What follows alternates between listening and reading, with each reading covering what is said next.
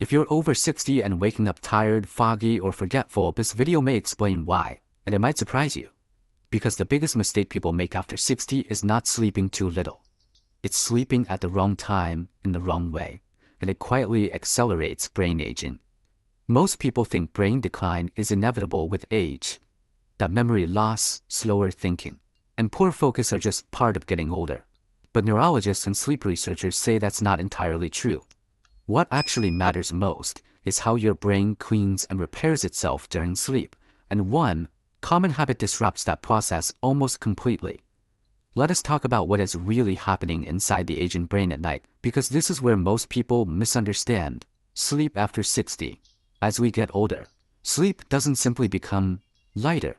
The brain itself changes how it moves through sleep stages. After 60, the brain becomes much more sensitive to interruptions, noise, light, stress, and even small discomforts. Things that wouldn't wake you at 40 can fragment sleep at 65. Deep sleep, also called slow wave sleep, is the most restorative stage of sleep. This is when the brain consolidates memories, stabilizes learning, and activates its internal cleaning systems. But research in sleep neurology shows that deep sleep naturally shortens with age, often by 30 to 50% compared to younger adults. That doesn't mean the brain stops needing it. It means the brain has less time to do more critical work. During deep sleep, brain cells shrink slightly, allowing cerebrospinal fluid to wash through the brain tissue. This process clears metabolic waste, including proteins linked to cognitive decline. But this cleaning system only works when deep sleep is continuous and uninterrupted. Here's the problem. When sleep is fragmented, frequent awakenings, tossing and turning, light sleep cycles, the brain never stays in deep sleep long enough to complete this repair process. Each awakening resets the system. This is why, after 60, sleep quality becomes far more important than sleep quantity. You can spend 8 or 9 hours in bed and still wake up mentally tired, foggy, or forgetful if those hours are broken into shallow sleep. Meanwhile, 6.5 to 7 hours of solid, uninterrupted sleep can leave the brain far more refreshed. Neurologists emphasize that the aging brain doesn't benefit from more time lying down. It benefits from fewer disruptions, better timing, and deeper sleep continuity. Understanding this shift is crucial because many well-intentioned habits older adults adopt, like going to bed very early or staying in bed long after waking, actually increase sleep fragmentation and reduce the brain's ability to repair itself overnight. Once you understand what the aging brain truly needs at night, the solutions become much clearer. Here's the critical part. During deep sleep, the brain activates what scientists call the glymphatic system. This system flushes out metabolic waste, including beta-amyloid proteins that are strongly associated with cognitive decline and Alzheimer's disease. But this cleaning process only works efficiently when sleep is continuous and well-timed. And this is where the biggest mistake comes in. The most damaging habit after 60 is going to bed too early and spending long hours half awake in bed. Many older adults get into bed at 8 or 9 p.m., hoping to get more rest. But instead of sleeping deeply, they toss, turn, wake up repeatedly, and drift in and out of light sleep. This fragmented sleep prevents the brain from staying in deep sleep long enough to complete its repair work. Studies published in journals like Nature Aging and Neurology show that frequent nighttime awakenings are associated with faster cognitive decline, even when total sleep time appears adequate. In other words, 8 hours of broken sleep can be far worse for the brain than 6.5 hours of solid sleep. Another factor makes this even worse. After 60, melatonin, the hormone that signals your brain it's time to sleep, is released later and in smaller amounts. Going to bed too early means you lying in bed before your brain is biologically ready to sleep. That mismatch confuses the nervous system. The result? Shallow sleep, early awakenings, and mental fog the next day. Now here's the good news. Neurologists and sleep specialists still recommend sleeping pills or forcing longer sleep. They recommend aligning sleep timing with brain biology.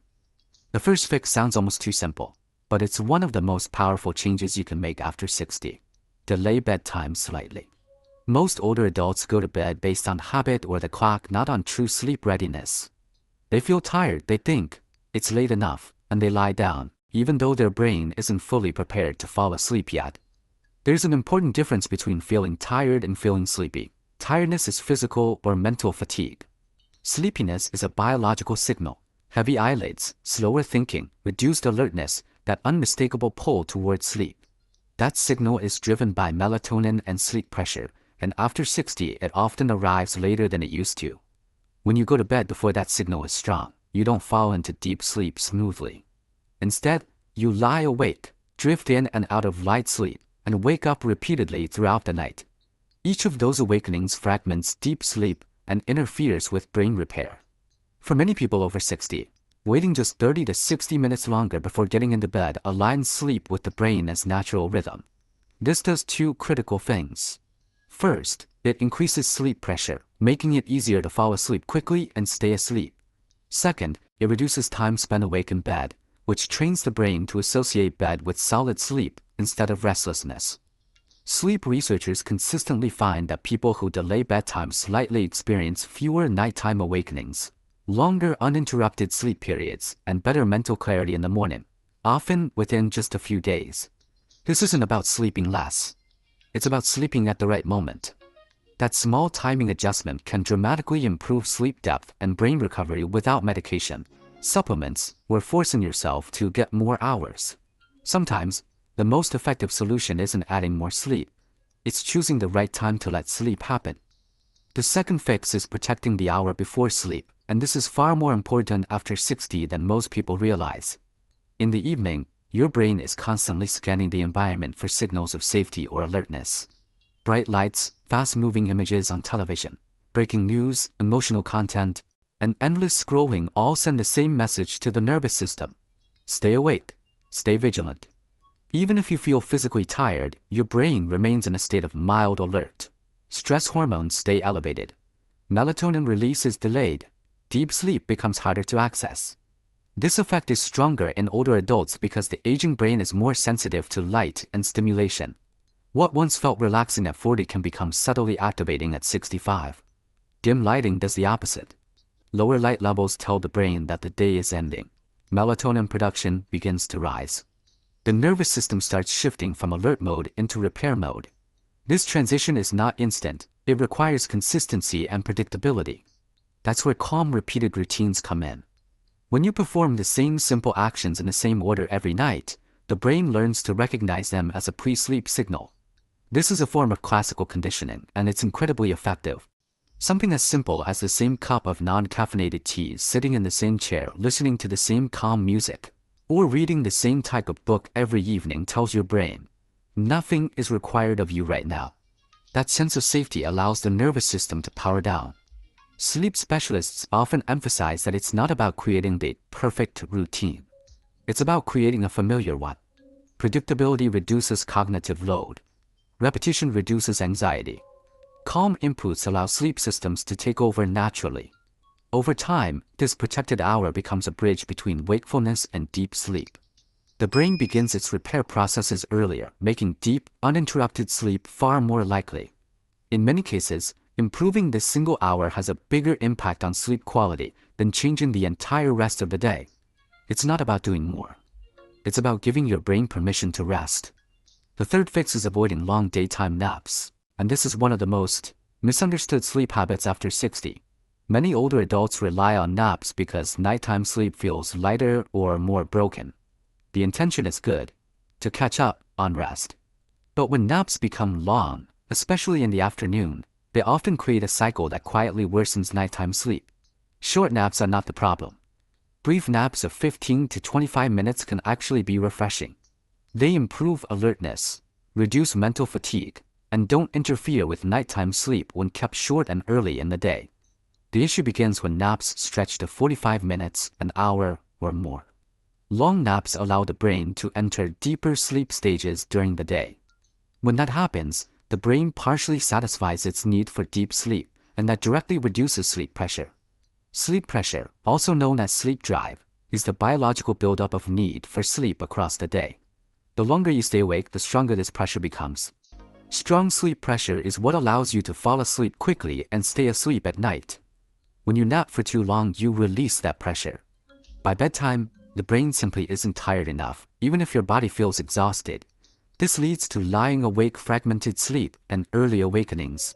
Sleep researchers consistently find that older adults who limit naps to short durations experience faster sleep onset, fewer nighttime awakenings, and more deep sleep. Timing matters as well. If you nap, it's best to do so before mid-afternoon. Late-day naps are especially disruptive because they interfere with the natural evening rise in melatonin. Think of sleep drive like a battery. You want it fully charged by bedtime. A short nap is like a small boost, helpful. A long nap is like draining the battery just when you need it most. Protecting your nighttime sleep means respecting this balance. And for many people over 60, reducing nap length, not eliminating naps entirely, can make a dramatic difference in brain recovery and morning clarity. And finally, one of the most overlooked factors. Gentle movement during the day, especially morning movement, improves nighttime brain sleep quality. Studies show that light activity increases deep sleep efficiency and improves memory consolidation in older adults. Not intense exercise, just regular movement. Here's the key takeaway. After 60, your brain doesn't need more time in bed. It needs better timed, deeper, uninterrupted sleep. Fixing this one mistake won't just help you sleep better. It can slow cognitive aging, improve memory, sharpen focus, and protect your brain long-term. So let me ask you, do you go to bed because you're sleepy or because the clock tells you to? And do you wake up feeling mentally clear or foggy and slow? Share your experience in the comments. Your answer may help someone else realize what needs to change. Thanks for watching.